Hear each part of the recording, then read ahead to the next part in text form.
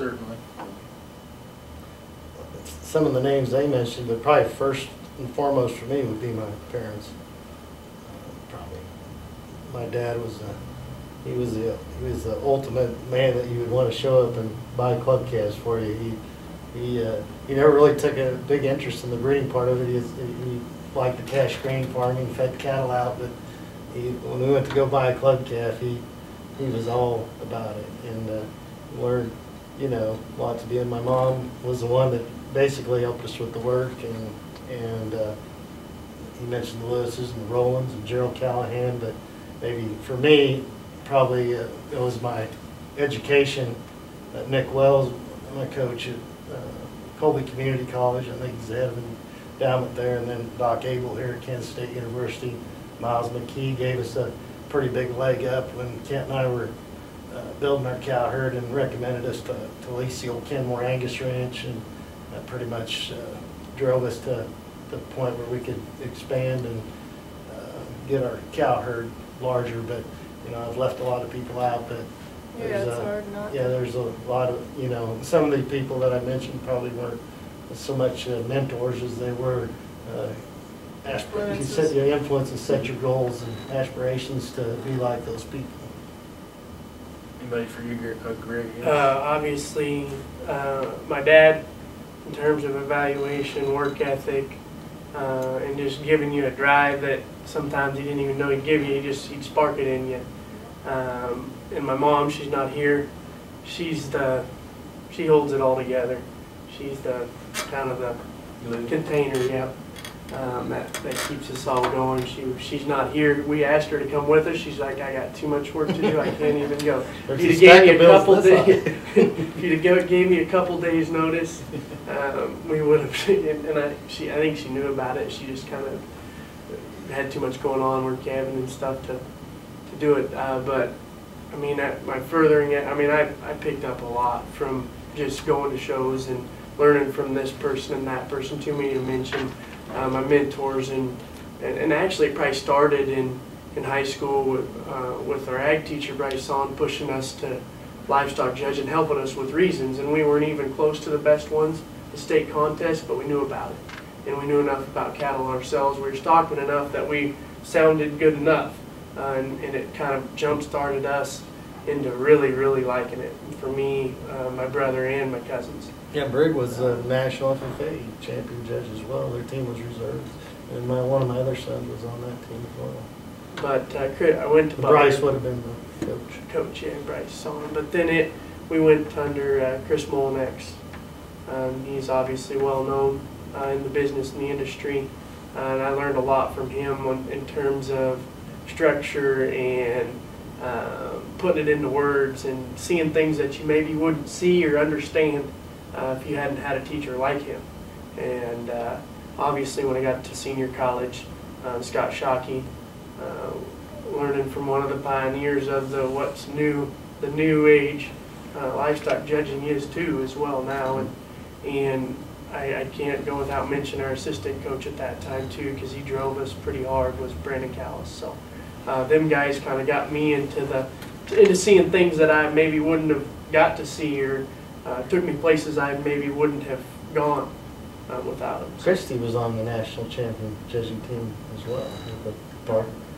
Brian Dennis's brother. Yeah. Matt Sims. We won't say the year though. Actually, what was Gerald your coach? Actually, I listened to your reasons. Oh no. Was Gerald the coach at that time? I can't remember. I was the last team that Gerald coached, yep. And he finished us in spring, and Kim Brock finished us out in the spring. Yep, Kim was. Kim would have been an inspiration, I'm sure. Kim was. Awesome. I guess really I'd be mistaken if I didn't mention Kim Brock. Somebody that kind of stands behind the curtain a lot, but a man that probably brought a lot of confidence out of me, especially in the hogs and the sheep. They sold Tucker. Kim sorted Tucker out of the weaning pens at OSU. Tucker got his first grand champion hog from OSU. Kim helped him pick him out. Yeah, Kim's a great evaluator of livestock, and he took 2 teams to Louisville and won both times. That's exactly right. Yeah, only 2 he coached. Yeah, 100%. Yeah. It's not too bad of a track record there. I guess one thing I'd like to ask you, Brig, obviously won the national championship there in Louisville a few years back. Certainly no easy job to be completed, but I guess when you get down there, obviously all 4 of you guys very, very experienced judges, but what sort of went through your mind when you heard your name that you were going to be the one that year? I felt good all day. It was the first time I'd ever been in a national contest where I kind of felt at peace when it was done. You know, you weren't thinking back, and I didn't know how I did. I just felt good about it. And I came out, and Edwards was there, and he was on the John Edwards was on the beef committee, and I maybe was a referee, or I can't remember that year. But he asked me to look at my pad, and he said, "Looks like you had a good day." And I was like, "That's a compliment." And so I went on, and the next person that come along is my coach, and I showed my coach, and he said, "That's a good pad." And I had no clue. I didn't even know. Shockey told me, "You text your dad and you tell your dad to be there tomorrow." That's what he told me. I still had no clue. I mean, I didn't at all. I knew I had a good day, and I knew there were about 10 other kids that had as low cards. And I just felt good about it. When they called your name, when it was second place, when they called the second place and you're standing there and you know you're kind of the hype was when they name the second place individual, and when they finally name your name, it's tough. But it was awesome. I guess it was, it was hard to explain. His junior college coach, Chris Molinax, had held the regions record up to that point, and not a well-known fact. I know Chris he didn't go to junior college, which that's a pretty big accomplishment to go 4 years with. I mean, to not get the experience that these junior college kids and to go into senior college and then be a national champion and set a regions record. But Brig, and a lot of people said it wouldn't, and I'm going to brag on my son, a lot of people said it would never be broken, and I'm sure they're saying it now too, and he did, I think, by 4 points. It was kill high. There was another young gentleman that was kill high.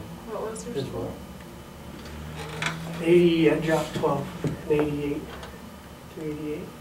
I think it was a 384 was the one. If I'm not mistaken, I think you were on Shockey's team. Didn't he go 4 years senior college too, I think? Or did he not He go did, there? yes, and he was did. national champion that year as well. Yes, he was definitely a force to be reckoned with. Right, I think I remember Yes, he was on my team. Right.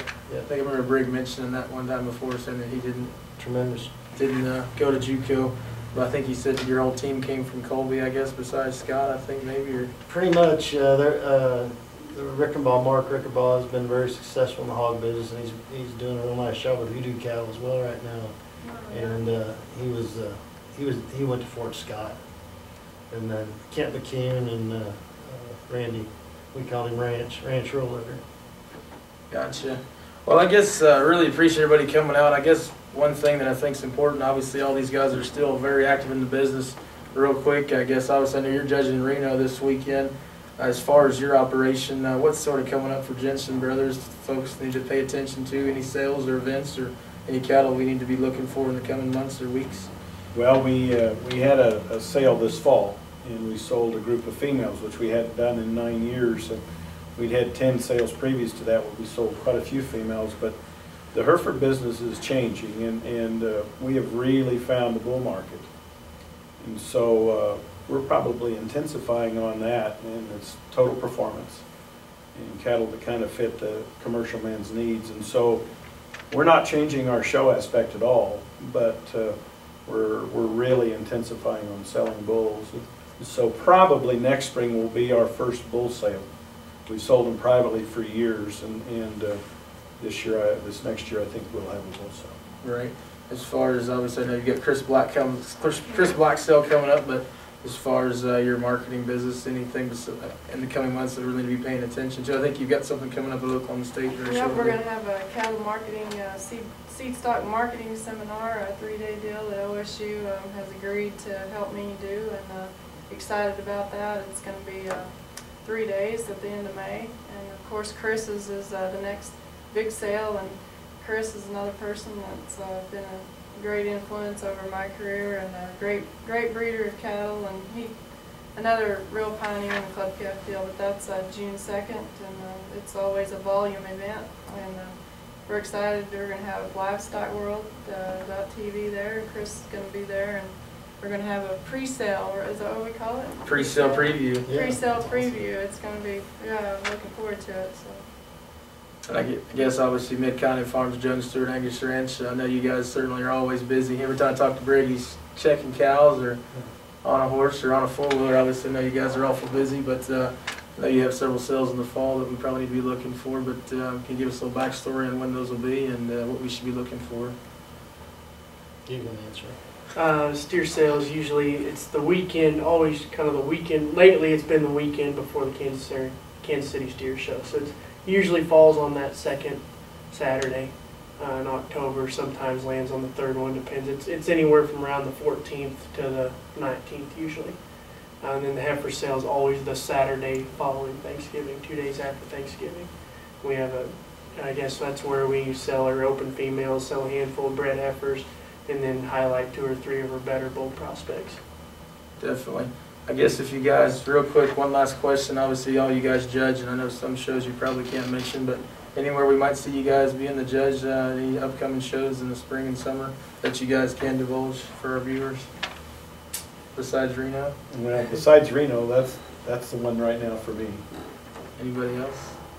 Just a small jackpot. Same area, a good jackpot in Colorado coming up in May.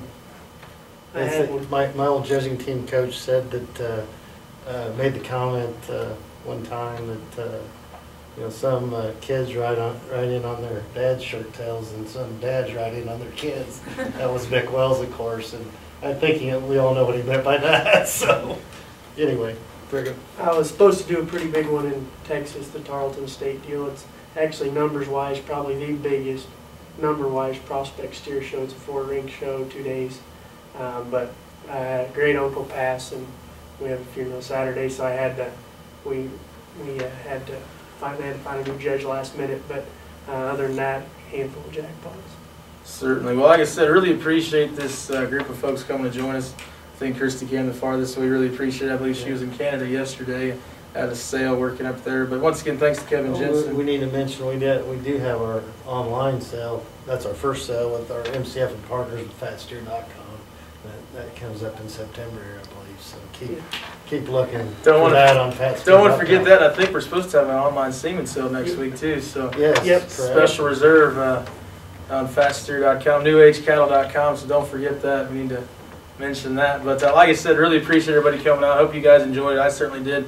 I think it's a very unique opportunity to have such successful people in one room. Once again, thanks to Kevin Jensen for coming down, Christy Collins, Greg and Briggs Stewart. And once again, thanks to Kansas State University. Don't forget the Stock Marketing Center. If you have any questions or would like to be a donor, contact Emily Fink. And once again, I'm Chris Teremis, the anchor man with Livestock World here in the bullpen. As we like to say, the bull stops here. And once again, we'll see you down the road, and thanks for tuning in.